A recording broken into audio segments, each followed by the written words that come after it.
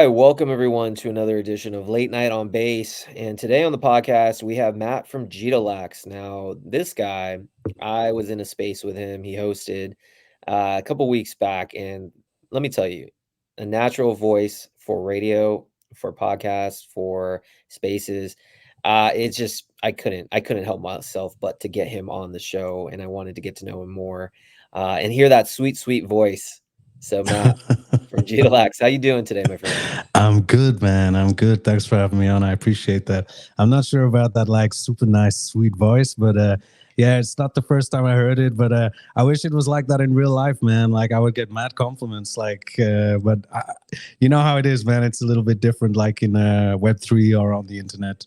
Yeah, Web3, I think we appreciate a little bit more. And Web2, if you were just to go up to people and start speaking, they probably think you're crazy. But I like it. Yeah, absolutely, man. So tell me, man. Matt from Jeetolax, maybe your project's new on base. I want you to explain, for those literally not hearing about Jeetolax, this is the first time they're hearing about it, whether they're on Spotify listening to it, whether they're on YouTube watching. If you don't mind, Matt, just tell everyone, what is Jeetolax? Jeetolax. Okay, yeah. Okay, let me start with that. So, Jeetolax is basically it is a parody of a pharmaceutical company within the cryptocurrency scene, and it's basically out there to fix the issue of cheating.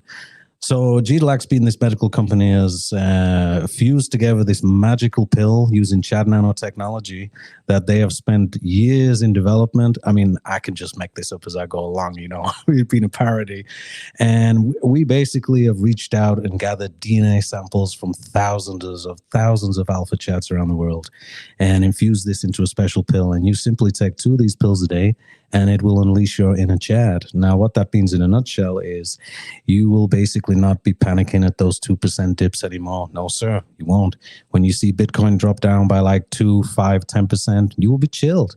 And when you see your favorite altcoin even mooch down a little bit, you will be more relaxed than ever. And it's all to do with Jeetolax. Now, jokes aside, obviously it is a meme coin, and sad to say there is no magical pill in real life, but it was something that I wanted to do for quite some time. I thought about it for the best part of a year before I launched this, and I just really wanted to do something that was completely different in the space that hadn't been done before. I mean, all great respect out there to all the other great projects, but there's so many cats, dogs, frogs, and other things that hop, jump, or run or whatever. And I just really wanted to do something different. So, in a nutshell, that's what it is. And I make a lot of content around it, whether it be memes or video related contents regarding these magical pills that everybody should own, at least two. And that's basically what I do. I like it. I do think it's unique for sure. It's not like a standard animal. I think the uniqueness is very interesting in the lore around. It's funny for those that might not understand what a G is. In simple terms, it's just somebody who, like you said, panic sells after a 2% dip. In crypto, where crypto natives, we don't get scared by little dips like that, unless if you're quote unquote a Jeet. So it's a term for those new to the space. It's a term that you don't want to be called because that just means you're a panic seller. You want to, unleash the chat in you and just go with a wave. You can't expect 300% returns if you can't handle like a 20% drop, right? No, 100%. And I think the other thing as well is it is definitely a slang term that's really popular within the crypto space. It is used a little bit derogatory towards the people who do sell off and everything, but it's also an educational piece. We've all been there in the beginning when we've back in the day when pretty much everybody, when they first start out in crypto, they buy on these huge green candles and they think it's going to go on forever. And then you find and see your first bear market and you're like, oh my God, like, what is this? Panic, panic, panic, and that obviously is the term of like cheating, freaking out over it. And it's funny as well as time goes on how it's a little bit crazy. Like I can be in a situation where it's like, oh man, my portfolio is like $3,000 down today. Yeah, it sucks. But then I can be in a supermarket and I'll be like, damn, That breakfast cereal, man, they're asking €5 for that. No, man, it's too expensive. I'm not buying that. I'll buy the cheaper one. It's Yeah, the whole concept between crypto and real life is absolutely ridiculous, man. it's crazy. It's crazy. It It's like really internet is. money. Yeah, it really is. Like I'm the same way. It's just like, oh my God, $500 in real life, that's a lot of money. And in crypto, I'm like, that's about point, 1.5 ETH or something. I'll take that. Yeah, exactly. It's crazy, man. I do want to get in, and later in this episode, I do want to kind of go more in depth into you as a person and your journey in crypto and what made you want to be on base and all that. But so we'll get to that in a little bit. But let me ask you, Matt. So with Jeetolax itself, one of the things that I do like is you're putting the effort. The community seems to respond. You guys are doing these weekly spaces, so, I can tell just by that, the fact that you're committed to doing that, it means, you're committed to the project, which, I admire. So let me ask you this. What has your experience been like with these spaces? What made you, I guess, want to do it?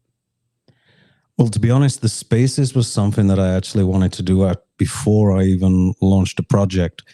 And I know there's quite a few people out there that do spaces, but I actually I run a YouTube channel as well, which I've done for quite a few years. So I'm kind of familiar in regards to like audio recording, video production, that kind of thing. Completely self-taught, and it's something completely nothing to do with crypto. But I definitely felt that I could incorporate that, like me as a personality, so to speak, or the way that I come across on audio within crypto, and that was something I really wanted to do. But of course, I thought I really wanted to do a project at the same time, and then I thought, why can I not combine the both? So that's why I decided to start the Jeetolax, the medical appointments. And that's something where I started off just bringing projects onto there and talking about that. But I'm slowly starting to like downsize that, which is, when I say slowly, it's actually quite quickly because the spaces haven't been running that long. And I want to kind of take it more into the crypto discussion space. So now I'm basically just hosting two projects, and then it's going into like a discussion. So there'll be a formula, like a topic, for example. So like this Thursday, I've got two projects on. There's going to be Friendo and also Frank on Solana, and then the discussion point, which obviously anybody who is welcome to join in with, will be are like KOLs worth it, basically. So I think that's a nice avenue to take. It's not something that I charge for or anything like that, and I don't think really people should for spaces. At the end of the day, it's just audio at the end of the day, and I think it just also opens things up in regards to networking, because I think that's pretty much how we found each other as well. To be honest. Absolutely. That is how we found each other. I think it's like I said, I think it's a brilliant move. And I think, like I said, a couple things stand out to me with projects. Number one, are they active in terms of getting to know the community or involving the community more? Do they do spaces? Do they do voice chats? Do they do podcasts? These are things that, I look out for, because, there are some projects that just don't even utilize, spaces. And I just feel that's a huge mistake. So I think you're hitting the nail on the head doing this podcast, doing these spaces. And I think these topics are really well known, or really important too, obviously more than just the shilling aspect. I like the direction that you're taking. Tomorrow, I don't know if are you a father by any chance? Do you have kids? No, no, I'm not. Okay. No, I'm not. So like with the topics, like for instance, tomorrow, I'm doing a space with just a topic is like, hey, if you're a father in Web3, let's chat and let's talk. So trying to get, all these dads a part of this space to just talk about not projects, but like, hey, how do you handle life work balance with kids and Web3, which is fast and growing. So I think there's needs for topics like that, or just in general. So the one that you're doing tomorrow sounds incredible. Are KOLs worth it? A lot of people have their own opinions on that. I think those are going to be very powerful and meaningful. So I do hope you continue to do those. Thanks. No, I just want to. The one thing I wanted to touch on with that as well is the other thing with the spaces, which was really important to me. And again, it goes back to also with Jeetolax being something different. I'm certainly not saying that I'm a perfectionist in any way. It's not that, but I do believe in doing things that are different rather than just following the crowd. Now, whether it's successful or it works or not, that's irrelevant to me.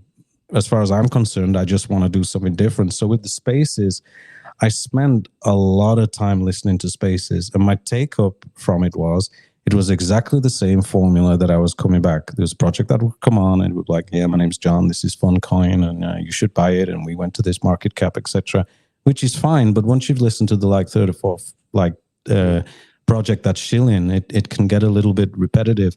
And for me, with the spaces, I really wanted to make it more kind of like a radio production. So I have a lot of audio skits on there, like comedy, Jeetolax skits that I include.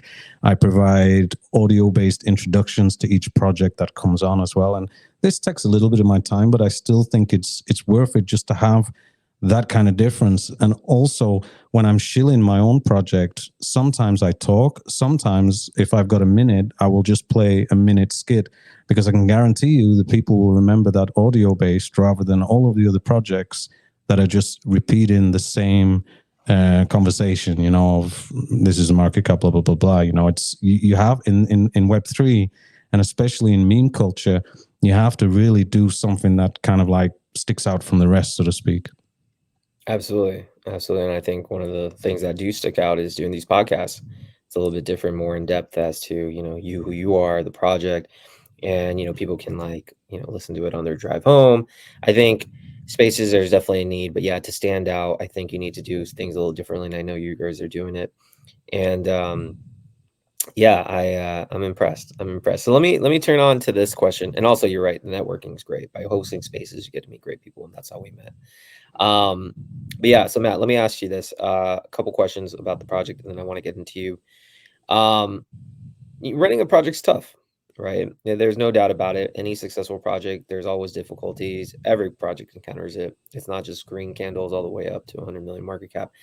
Wondering with you, I think viewers might want to be curious to know, what have been some of the difficulties that you faced as a dev, or, a lead, that you not have thought about, may not have thought that it would happen? The main thing, well, I mean, it falls into two categories with me, but maybe one side of mine is like a personal thing, but I'll get to that. I think the main thing was I definitely underestimated how much is involved. Now, I knew a lot would be involved, and definitely I think what I'm about to say is something I did right with, which a lot of people don't do, and I saw the mistakes of this by looking at other people. It's so important that you plan as much as possible and do as much as you can before launch.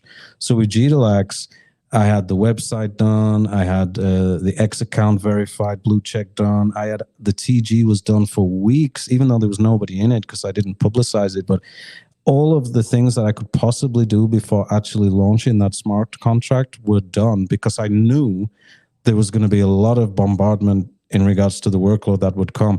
And even then I underestimated that, especially on the launch. I got to bed, I think, at like 6 or 7 o'clock in the morning, and we launched at around 10 o'clock in the evening. Because it was just so much that you have to do.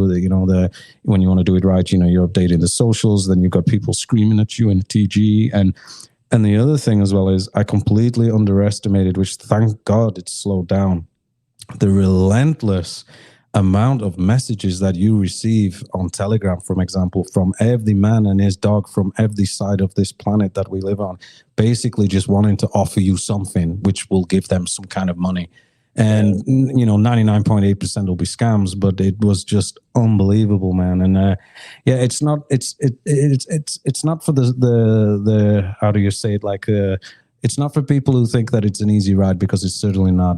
And I think then the other thing of it is it from a mental aspect as well. It can be really, really challenging. I mean, it really can. And I mean, I'll one thing I've not mentioned before, but mental health is such an important thing in this space, and I have thankfully started to see a lot of people being made more aware of it, because crypto never stops. It never stops. It's 24/7. There's no markets close time. It's constantly going on, and everybody's on different time zones, so it's 24/7. And it is important that you give yourself this little downtime. And unfortunately, I'm a real sucker for not doing that. So I can be up until like 3, 4 in the morning, because a lot of the US spaces are on that time, and I'm not in the US, I'm in Europe. And that obviously affects my sleep. And yeah, it started to really burn me out, like really burn me out. And thankfully, I onboarded somebody who's in the US, and he's a really great guy. He's really helped out a lot, and he's handling a lot of those US based spaces for me now, so that I can just sleep and chill, and I don't need to stress about that.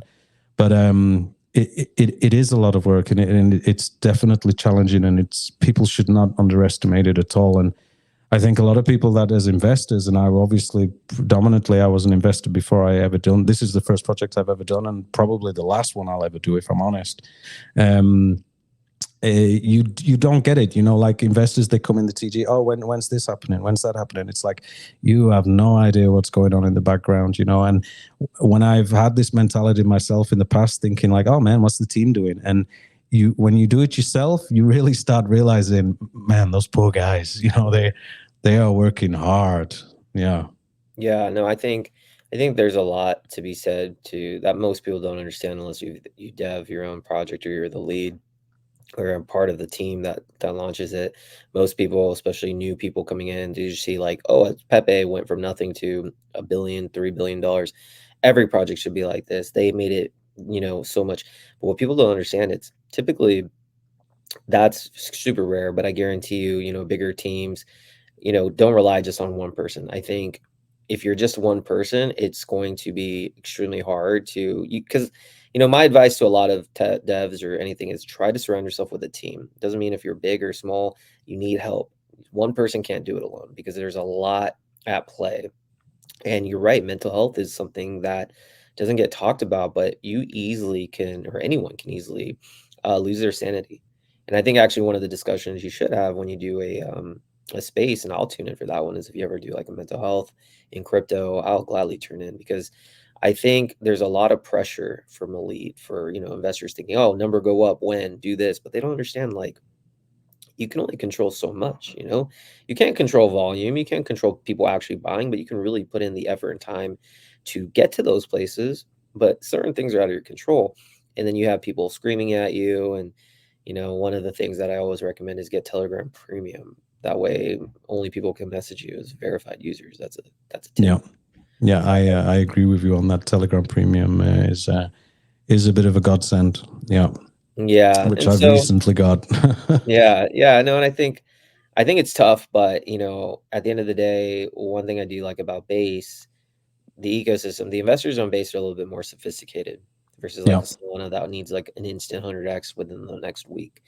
So pressure is less, but I mean, I would never, or like knowing what I know with devs and project leads, like I personally would never lead a project because I just know how difficult it is and what comes with it. So kudos to you, man, for knowing that mental health is important. Take a step back. Not everything happens overnight, and just don't burn yourself out, man. No. I appreciate that. I mean, just for transparency as well, when Jeetolax originally was started, there were two other people that were involved with it equally. That also because we paid everything out of our own pocket regarding this. Mhm. Now, these are two people that I've known for many years personally. That both of them live within around a 35-minute drive away from me.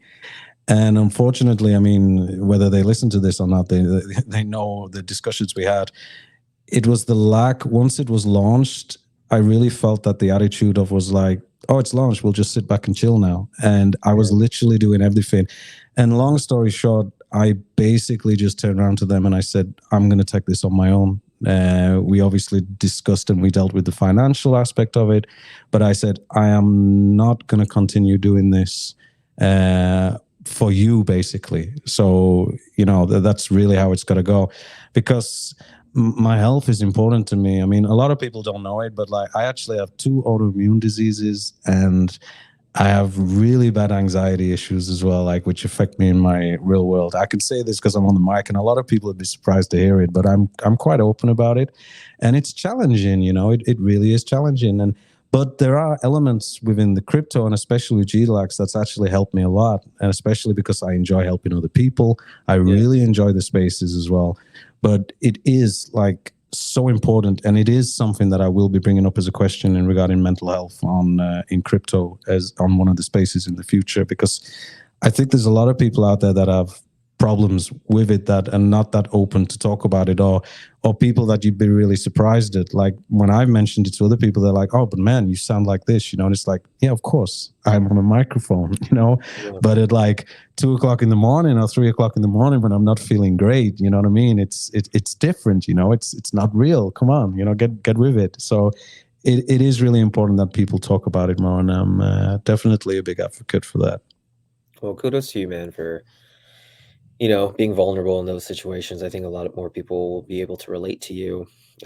Vulnerability is sometimes hard for a man, especially. So it's amazing that you're open about it. And I think definitely, like I said, definitely make that space. And I would love to co-host it with you or just have me on. Like, I think it's Yeah, we really, can do really that. Yeah, I'm down with that, mate. We can okay. do that as a co-host if you Yeah, want, and we'll I'm sort in. it out offline. Yeah, okay, 100%.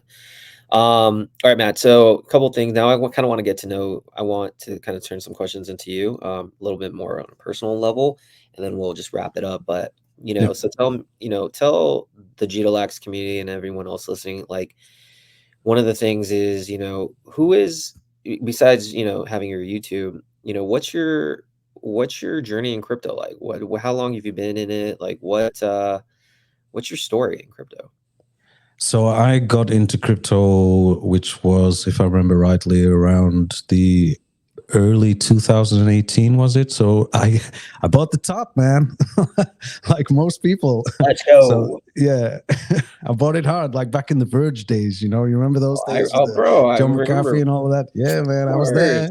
You know, course. I was buying things on Cryptopia when that still existed. Yeah, man, And good yeah, I time. was. So I'm a bit old school in the space. You know what I mean? Mhm. I'm not going to say that I've made my millions yet or anything like that. Far from it. But I've gone through it, and then I remember what happened was after that bull run, I kind of like chilled out, and crypto went into a bear market, and like 90% of people, I kind of just forgot about it.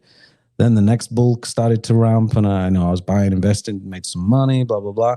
And then I specifically said to myself, "Do not fade this." And then all through that bear market between the last and this one, I was just DCAing and stocking up because I thought it's things swing in roundabouts. Crypto, these 4 year cycles, they've become more and more apparent, and I was like, I'm just going to start DCAing. So yeah, I'm a little old school in crypto, but this has definitely been my first project, and I like to learn a lot. I like to learn off of other people, and a lot of projects that I've been community member in. I've learned a lot, and especially in the last few months, I've been really learning a lot off of the Young Peasy team. I'm still an admin in that group, and I'm also quite a big investor as well in that since the beginning. And yeah, those guys are the way they do things are just unbelievable. Like, and I learned a lot as well in regards just watching how they've done things and thinking, oh man, how can I utilize a similar thing in my project when I finally do it? And yeah, so that's pretty much where I am. Well, it's good to know that the project's in good hands with you leading the ship. You're not some 18-year-old dev living in a parent's basement. You actually have experience in crypto. You have your own YouTube stuff, and I think those things. And I think people listening to this or watching it will kind of sense that you are the real deal. You are somebody who isn't a scammer. You're somebody who's authentic, who wants to make something really nice in this space, really important, something different. And the proof's in the hard work that you're doing.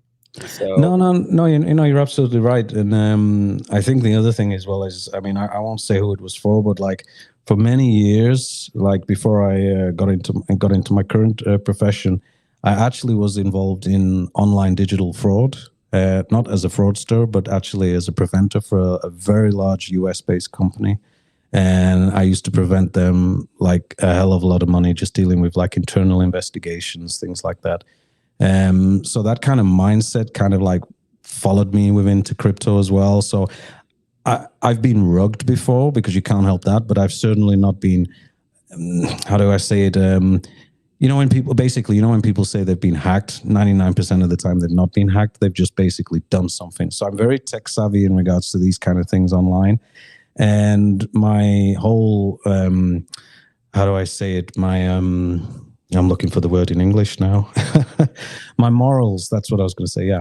My morals are in the right place in regards to doing things right. And one thing I just cannot stand are scammers in this space. And I do honestly believe that for an industry that is on a blockchain and literally every single thing is accounted for, I do honestly believe that it will just be a matter of time. It's probably going to be years, but a matter of time before a lot of these people will basically just be paying for what they've basically been doing and thinking that they're getting away with. Because at the end of the day, you know, they're going to be drawing money out in some kind of way. And with the ledger, it's all out there, man. You know how it works. You know what I mean? And a lot of people listening will know this too. And yeah, once things become a little bit more like institutionalized, so to speak, I really do think that there will be people which will be paying the price for a lot of the bad things that they're doing. Because the other thing, and I was talking about this on the space the other day, the one thing that I cannot stand about it is this real lack of morals that people have, that they feel that they can scam projects and rip people off. Because it's, you have two types of people in this. It's like, for example, like you can have like, if I take myself, for example, I could like have $50 or $100 in a project and I get rugged. Man, that sucks, man. But you know what? I'm still going to eat that night. I'm still going to drive my car tomorrow. I'm still going to get on with life and I'm just going to forget about it. But there's a lot of people in this world who've also got rugged for that same 50 or $100. And that's a hell of a lot of money to them. That could be a week's salary in some countries, even more than a week's salary, you know? And this is what we don't think about as often. And I think that's a really sad thing that people that do this kind of thing think that they get away with. So yeah, it's definitely something that I frown upon. Yeah, karma's gonna get some of these people, especially when it's 100%, man. Yeah. very real. You know, I truly believe in that, and so it doesn't pay to scam anyone. You will pay for the consequences and then some. So I Yeah. agree with you totally. But Jeetolax, Matt, pleasure to have you on, man. No, I appreciate you, man. Thanks for inviting me. It's really good talking to you again. I enjoyed it when you were on my space, and we'll definitely have to connect again for sure. Absolutely, we're gonna do that mental health space together. I'll hit you up offline. 100%. Yes, we will do that. For anyone listening still on Spotify, please head over to our YouTube channel. On the YouTube channel, we're gonna make sure we put Jeetolax's X account and probably the website in the description box, along with the Late Night on Basis Telegram account, and no, actually not Telegram account, Twitter account, or X as they say, in the description as well. If you haven't liked and subscribed, please do so. It's literally free, and it helps us produce more content like this. So everyone, thank you for watching and listening to Late Night on Base.